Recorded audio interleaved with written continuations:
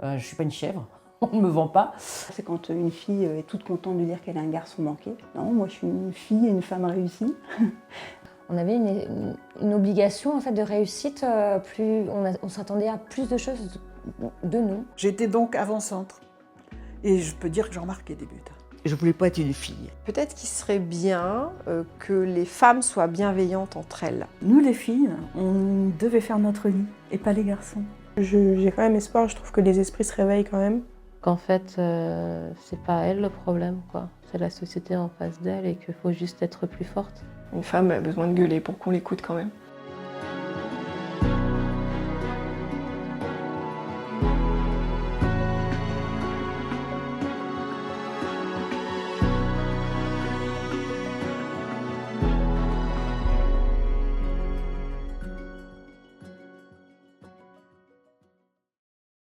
Comment ont réagi vos parents, et peut-être plus précisément votre père ou votre entourage, quand vous parliez peut-être de ce que vous vouliez faire plus tard? Est-ce que vous en avez parlé à un moment? Est-ce qu'il y a eu des réactions particulières? Ouais. Alors, quand je parlais de ce que je voulais faire plus tard, moi je me rappelle très bien de la réponse de mes parents, c'était la seule chose qui est importante, c'est que tu sois heureuse. Et ben mes parents, je ne leur ai jamais dit vraiment ce que je voulais faire parce que je ne savais pas. J'ai vraiment eu aucun souci. J'ai su très tôt que je voulais travailler, qu'il y avait un lien entre ce que je voulais faire et le bâtiment. À un moment donné, je voulais être vétérinaire, donc voilà, tout le monde était content. Mes parents voulaient que je sois institutrice. C'était le summum de la montée sociale. Institutrice, c'était bien. Et moi, ça me plaisait, ça me tentait pas du tout. En fait, souvent, quand on fait des choix dans notre vie, notamment moi, parce que j'ai 4 sœurs, parce que je suis une femme, parce que j'ai une double origine, parce que. Et donc, il n'y avait pas place à la négociation possible pour faire autre chose qu'une école d'infirmière. En 6e, 5e, on avait un test qui nous permettait de nous projeter sur un métier, en tout cas nous dire, bah tiens, tu pourrais partir là-dedans avec plein de questions. Et c'est ressorti, il y a architecte qui est ressorti.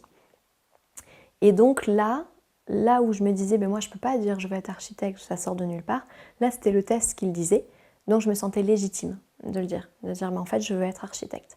Donc en fait, arrivée à ma 3e année d'école d'infirmière, c'était pas possible, j'ai arrêté parce qu'il fallait faire des soins médicaux. J'avais fait que de la psychologie les 2 premières années, donc j'ai dit stop. Et après, quand j'ai voulu faire des études de psycho, enfin, c'était vraiment ouvert, quoi. L'essentiel, c'était vraiment que je trouve quelque chose dans lequel je puisse m'épanouir. Et puis après, j'ai passé le concours d'entrée au PTT. J'avais mon concours de PTT, donc je misais là-dessus. Et j'ai voulu travailler.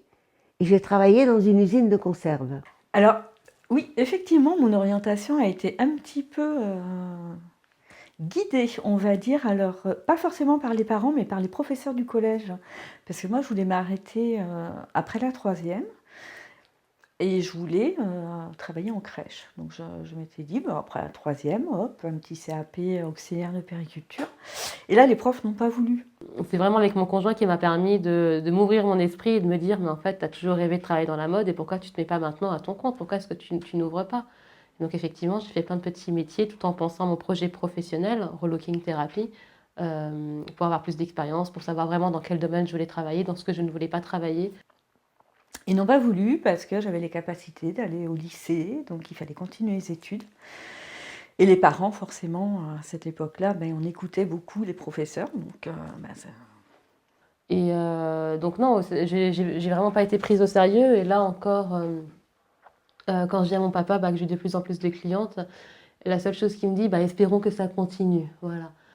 Je suis allée au lycée, heureusement, puisque ce sont mes meilleures années. Donc après, pour les études, c'est autre chose. Mais oui, j'ai subi, entre guillemets, en fait, on m'a envoyée dans une voie qui n'était pas mon choix. Donc ouais, je suis très très heureuse, très épanouie et jamais j'aurais cru, en fait, j'ai envie de te dire, cartonner autant. Pour moi, pour l'instant, je cartonne quand même. Ça m'a fait beaucoup de bien de travailler. Et quand je suis sortie, je savais de quel côté j'étais. Qu'est-ce que vous diriez de l'impact que peut avoir le fait d'être une femme dans le milieu professionnel?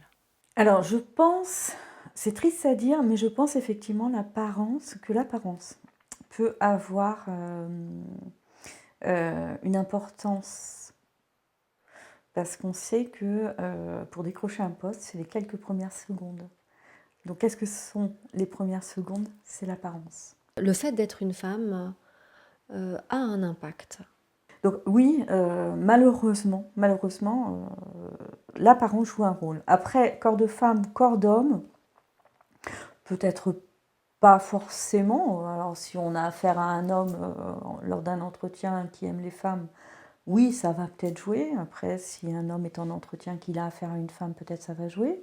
En fait, moi, j'ai pas pris conscience de quoi que ce soit. C'est un homme qui m'a dit ça, et qui m'en a fait part. Il m'a dit, mais être une femme, si en plus t'es jolie, dans le milieu professionnel, pour convaincre un homme, c'est un véritable atout. Il faut que tu en sois consciente. Oui, encore une fois, le corps de la femme est beaucoup regardé et critiqué. Et j'aimerais que sans que ce soit la femme qui a lissé tout ça, qu'on travaille de la même façon avec un homme qu'avec une femme, en fait. Peu importe son corps, peu importe à quoi elle ressemble, peu importe comment elle s'habille, peu importe comment elle est coiffée. J'ai eu des freins, par contre, par rapport à ma personnalité. Mais pas, je ne peux pas dire en tant que femme. Souvent, j'entends oui, mais moi, je compte entreprendre dans 10 ans, ou quand j'aurai fait ci, quand j'aurai fait ça. Il y a toujours une stratégie bien décortiquée derrière, ça j'ai remarqué. Et en fait, malheureusement, on a tellement été éduqués à être perfectionniste que ça ne sera jamais parfait comme on le veut, en fait, tout simplement. Je ne renonçais jamais.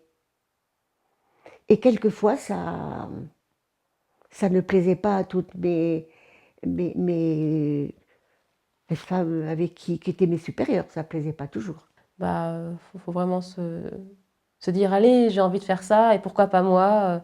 Je mérite aussi le bonheur, en fait, tout simplement.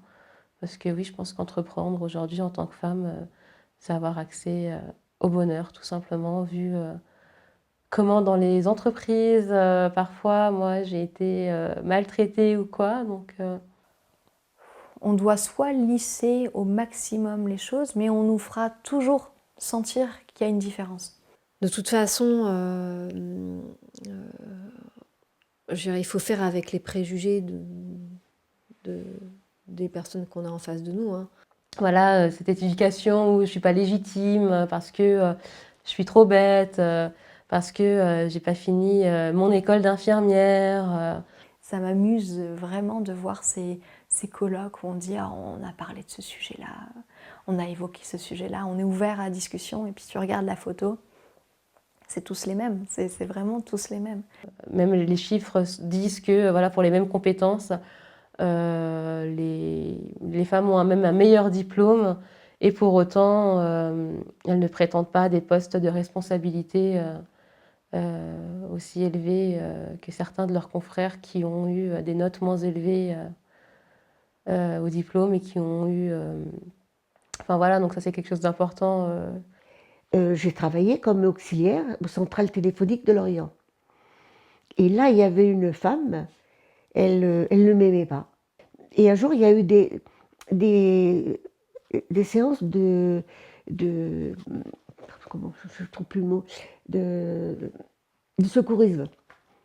On pouvait y aller. Et comme par hasard, elle m'a mise de service toutes ces séances qu'il y avait.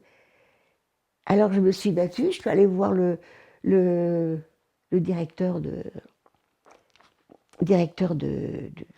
centre, et j'ai dit, moi je veux aller.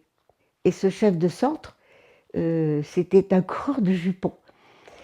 Et pas longtemps après, peut-être qu'il avait pensé que je lui devais quelque chose.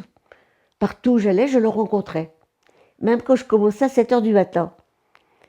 Et puis, alors il avait la réputation toutes les femmes, il avait essayé toutes les femmes, enfin bref. Alors moi, je me marrais parce que je le voyais le matin. Souvent même, je passais un coup de fil à mon mari, il dit, ça y est, je l'ai vu. et puis le soir, c'est pareil. Pourtant, je finissais à 10h. Il était là. Et un jour, je vais chercher des trombones dans une pièce. Et j'arrive avec mes 2 mains pleines de trombones. Il me dit, vous pouvez rentrer un peu dans mon bureau. Puis il me prend les épaules. Et il me dit, vous savez que vous me plaisez? Ah non, monsieur, pas ça. Et j'ai fait ça, tous les trombones. Il fait partout dans son bureau. Je me souviens encore de la moquette verte. Il s'est mis à 4 pattes avec moi pour ramasser les trombones. Oh là là. J'avais fait une présentation, je ne sais plus de quoi, bref, j'avais fait une présentation RH lors d'un séminaire, et donc on se retrouve à la pause et avec un des managers qui me dit Alexa, je t'ai vraiment trouvé, ou je t'ai trouvé, ou je te trouve, et je m'attendais à un truc pro. Attendez, je trouvais intéressante, machin, et tout, je trouvais très chic. C'est quoi cette... Je viens de faire une présentation sur un sujet RH, qu'est-ce qu'on s'en fout que je sois chic ou pas? C'était vraiment quelque chose de cet ordre-là. Et là, oh là. Donc ça m'avait perturbée. C'était un séminaire que j'animais et on devait donner des qualificatifs, etc. Et du coup, je m'étais prêtée au jeu et un des managers avait dit sexy. Et j'avais trouvé ça très gênant, enfin voilà, comme commentaire. Mais c'était mon chef, il m'avait demandé de rentrer dans son bureau. Mais bon, je ne pouvais pas dire non. Est-ce que vous trouvez que sur ces 10, 20 dernières années, il y a quelque chose qui a particulièrement bougé justement pour les femmes dans la société? Il y a eu tout ce mouvement MeToo, donc forcément, il y a eu beaucoup de changements, il y a eu beaucoup de condamnations, il y a eu beaucoup de remises en question sur le comportement des hommes vis-à-vis des femmes. Donc oui, il y a une évolution, forcément, effectivement, la parole des femmes est un peu plus entendue. Ces 10 dernières années, oui, il y a une véritable libération de la parole, effectivement, comme on disait tout à l'heure. La parole est libérée, on ose dire les choses, on ose s'affirmer un petit peu plus. Le truc qui me vient spontanément, c'est toute la polémique qu'il y a eu autour des dénonciations des femmes par rapport à des artistes ou des hommes célèbres, etc. Qui sont enfin montés, qui ont enfin été mis en lumière, donc qui avait eu tout ça et que c'était condamnable. Malgré tout, moi je trouve qu'on en fait trop et pas assez. C'est toujours la même chose, on en fait trop dans les médias, on en fait trop dans l'excès. Et en même temps, on s'aperçoit que les salaires sont toujours plus bas pour les femmes, on s'aperçoit que c'est toujours compliqué pour une femme. Donc ça m'a marqué parce qu'effectivement, je trouve qu'il y a vraiment quelque chose qui se transforme et positivement, c'est-à-dire que c'est plus juste dans les mœurs ou pour rigoler, enfin voilà. Et j'espère que ça va continuer, où on va aller un peu plus s'imposer. Et il y avait je crois que c'était une publicité qui m'avait beaucoup marqué, que j'ai trouvé très très drôle, justement sur ce sujet-là, où en fait c'est un pâtissier, je sais pas, il y a un pâtissier qui est en train de finir son super gros gâteau et tout, et il y a une femme qui passe et qui dit « Oh, il est magnifique ce gâteau, et c'est super et tout », et donc elle prend un gros morceau et puis elle le mange, mais sauf qu'elle vient de détruire sa pièce montée, et donc et là la femme lui présente toutes les excuses que les hommes peuvent avoir quand oui, mais en même temps, c'est de votre faute, vous avez fait quelque chose de tellement appétissant que je ne pouvais pas faire autrement, que voilà, donc j'ai trouvé ça assez chouette. Donc voilà, moi ce qui m'a marqué, c'est vraiment ça, c'est-à-dire que le fait de oser dire, vraiment oser que les femmes osent s'exprimer, malgré toutes les pressions qu'elles ont pu avoir, notamment. Oui, énormément. Parce que moi, j'ai vécu l'époque où il fallait demander l'autorisation à son mari pour avoir un compte chèque postal. J'ai vécu ça et je trouvais ça profondément injuste. parce que je travaillais, j'avais mon salaire, je ne voyais pas pourquoi il fallait que je demande à mon mari l'autorisation d'avoir un compte. Il y a eu énormément de luttes de femmes, énormément, pour des meilleurs salaires, des meilleures conditions de travail, mais aussi, surtout, pour ce qui concerne vraiment les femmes, qui concernait à l'époque les femmes, mais maintenant, heureusement, les hommes aussi se sont concernés, c'est la contraception. Donc un élément qui m'a marqué là dans ces dernières années, c'était le congé paternité. Le fait qu'il y ait un temps obligatoire pour le congé paternité. Et je pense que c'est pour moi une énorme évolution sur la place de la femme.